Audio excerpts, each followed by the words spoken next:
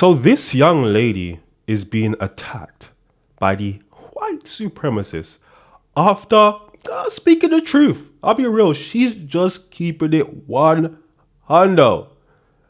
And she needs our help. I'm Kylie, and I'm being harassed so severely that I could really use your help. A lot of people have been coming up with rumors about me that I am a Zionist Jew, that I am from Israel, that I get paid $6,000 or $7,000 to post everything that I do. Because of this, I've been doxxed in a white supremacist forum, and everyone has been spamming my account with thousands and thousands of hateful messages, including a lot of anti-Semitic comments when I'm not even Jewish. Again, I have zero connection to Israel and am very anti-Zionist. I am very pro-Palestine. I've attended multiple pro-Palestine protests, and to even suggest that I would support a colonial project such as Israel pisses me off to no end. I am literally Catholic, went to a Catholic high school where I was the salutatorian and gave a speech about social issues there, so I've been very involved in this since I was 17 years old. My entire family is Christian. That being said, anti-Semitism is not anti-Zionism, so hatred against Jewish people simply because they are Jews is unacceptable, and it makes me disgusted to have to wake up such a flurry of horrible messages. So if you could interact, I would really appreciate it. Free Palestine, and please stop being anti-Semitic, because you could do both. Like I said before, this is something that, her situation is not funny, right? But you will hear white people and they will speak about whiteness as if like all white people are the same. But then you will see white people attack her for potentially being Jewish. And Jewish people are just white. And historically, we've seen this with them attacking Irish people who are also white. But they create, again, they're so hateful. They create these differences within each other. Nothing is ever enough. If they stripped all the immigrants away, they would figure out a way how to hate on each other, right? Whether you had blue eyes, what an Irish person and an English person, they're like the same people.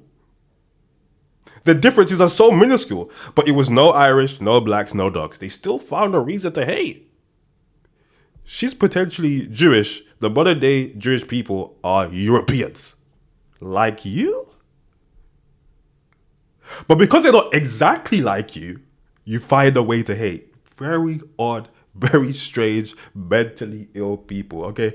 My name is Kylie, I'm an anti-racist creator, and I've been getting a lot of threats from white supremacists recently. As much as I try not to let it bother me, things like this are really hard to ignore, or messages like this. So if you guys have any tips on how to prevent this type of harassment, or also just like safety tips in general, I would really appreciate it. I do live in New York, which is obviously a fucking massive city, and none of my information is public. I literally pay to have my information taken off the internet. But still, there are people trying to find me, people letting it be known that they are looking for me. It's just something that's obviously not new to a lot of activists or people who are just against racism and against white supremacy publicly. Throughout history, throughout the decades, there have been a lot of white people who've been assassinated for speaking out against, human rights issues. People of color as well. Anyone who's just a staunch advocate for justice and who preaches equality. Obviously, I don't have to tell you that this is a common historical pattern. That being said, it does make me worried that occasionally I fear something will happen to me. So obviously, I am okay. I don't have any thoughts of hurting myself or other people, and I'm looking for additional protection measures. So if you guys have any information on that, feel free to send me a message, feel free to comment it, or just interact to keep my content away from these people. I'd really appreciate it. Okay, bye y'all. I don't really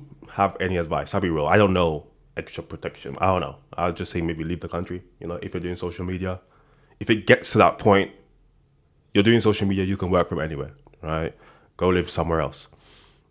But this isn't the first time that she's come online asking for help. It feels like the more she speaks, the bigger she gets. Obviously, the worse it gets. And this is the difference between TikTok and YouTube, for example. When I post videos, it goes to people who want to see it. TikTok, yeah, it does that, but it kind of just goes everywhere. So you're way more likely to get hate. And we get hate here on YouTube, but it's nowhere near as bad because, again, 90 to 95% of the people who are watching this want to see it and want to watch it. But in this video, we're going to look into why she's getting all this hate. What the hell is she doing? What is she saying? like I said before, white people have no personalities outside of being white, and this video proves it. I got a pocket full of sunshine. I got a love First of all, how dare you ruin Pocket Full of Sunshine like that? Natasha Bedingfield is a fucking icon and she would never support what you're using this song for, okay? Number two, what the fuck is wrong with you? Seriously, like, you think just by waking up in the morning that makes you a better person than someone with darker skin than you, Rebecca? It's pretty embarrassing. And how old are you? Like in your 40s talking about this shit, talking about how you being white makes you superior and how you're proud of your white skin like it's some sort of accomplishment by nature of being born. I'm not tagging you in this because I don't want to help boost your 20,000 followers that you have that enjoy seeing this absolute crap that you post. Again, being white should not be a personality trait. Personality traits are things like, oh, I'm funny, I'm cool, I'm entertaining, I enjoy to go outside and go for a walk. Not, oh, I walk outside and the sun burns my skin because I'm Caucasian and that makes me better than you. Like, stand up and delete your account while you're at it, because this shit is irritating. The entire posts are like... Not an exaggeration when I say that white people make racism their entire personality. If you don't believe me, literally just look at this social media post. There is an actual white boy who creates content like this every single day and it goes viral on Instagram. And this specific post has over 100,000 likes. I'm not going to say who it is or what his account is or what his username is. And if you know who it is, please don't comment it because I'm not trying to boost his social. But it's honestly just embarrassing. Like, without the existence of black and brown people in the US, white people would have nothing to talk about. And that is not an exaggeration in any way, shape, or form. This is just reality. And so when people say, oh, why don't you go back to your own country, when people are racist like that, they are saying that, but they don't actually mean it because they enjoy having a class system in America. People enjoy having a hierarchy so that they can put other people down to... She's speaking straight facts, by the way. There are a section of white people who are like obsessed with what Ibrahima Traore is doing. And they, every chance they get, they kind of like shit on him. And they believe all the Western propaganda against him, like the country's doing bad or whatever the case is, even though that's not the case. It's doing infinitely better than what it was doing under the colonial rule. But they're so invested. And that's how it would be if we left. They would still be invested. They would still be watching us, hoping we fell. Because in reality, we're like, I don't know, man. It's like we're the main characters to them. When black people are like proud to be black, oftentimes what that actually means is we're proud of our ancestors and the people that came before us and their accomplishment. That gives us pride. When these people say, they mean it literally, like they are proud of their white skin. Is that all you have going for yourself, brother? Like, that's not good. What else do you have? Like, there's nothing else to be proud of? That's embarrassing. That's really embarrassing. You ain't even got kids. You can't even say, I'm proud of my kid. The most ironic part about conservative white men caring about my sex life is that they are pushing white women away from them. White men are so preoccupied with, oh my God, there's gonna be a race war and white women are gonna have kids with brown and black people, aka the Great Replacement Theory. But genuinely the most hilarious part about all of this is that through this behavior, through controlling white women, through literally commenting on every single post and calling me a bunch of different slurs like this, and then asking, why don't you date white men? Motherfucker, that's why! How do you think I don't date white men? Because a lot of you, especially conservative white men, treat me like fucking garbage. And this is a known thing. White women, we always talk about the fact that when we're on dates with white men, we pretty regularly get asked if we slept with a black man. Like, what the fuck does that have to do with this date that we're currently on?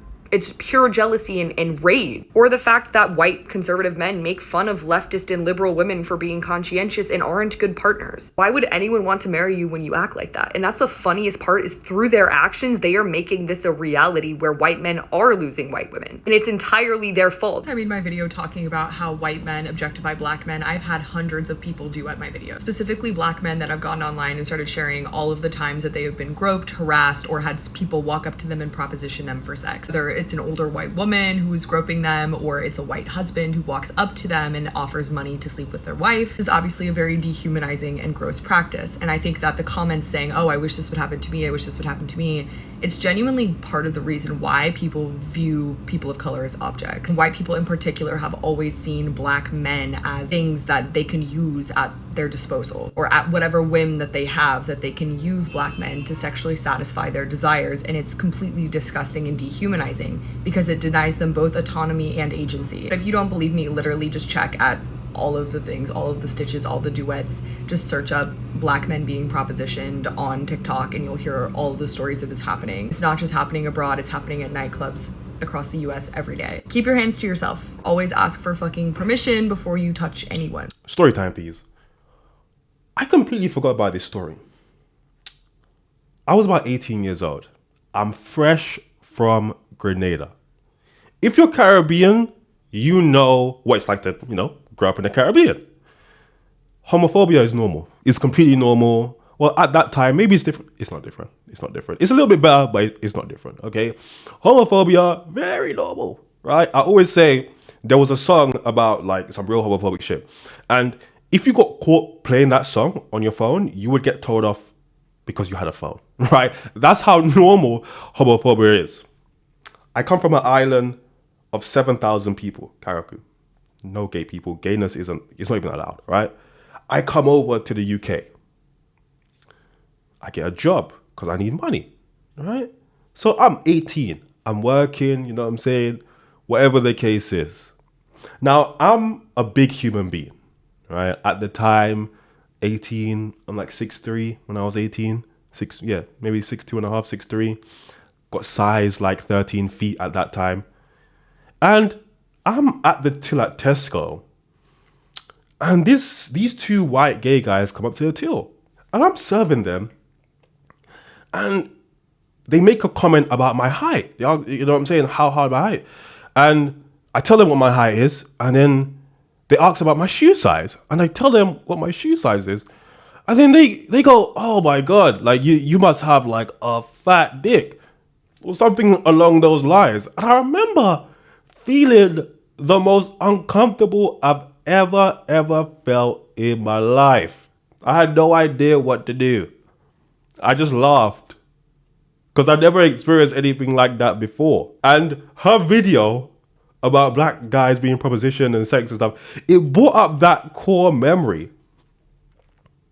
Well, I guess it's not a core memory because I completely forgot about it, but it brought it up. It's like, damn.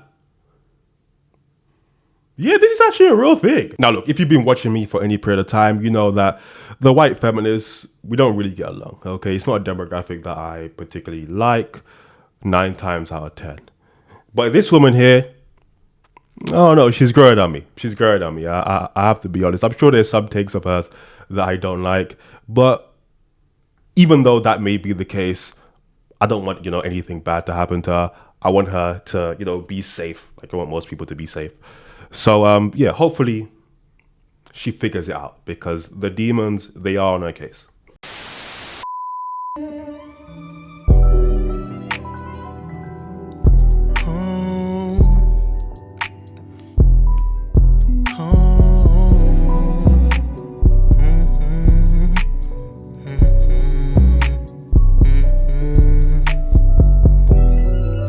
This liquor got me in my zone. Now I'm blowing up your phone. Blowing weed, smoking the ozone. I just can't let this go. This liquor got me in my zone. Now I'm blowing up your phone.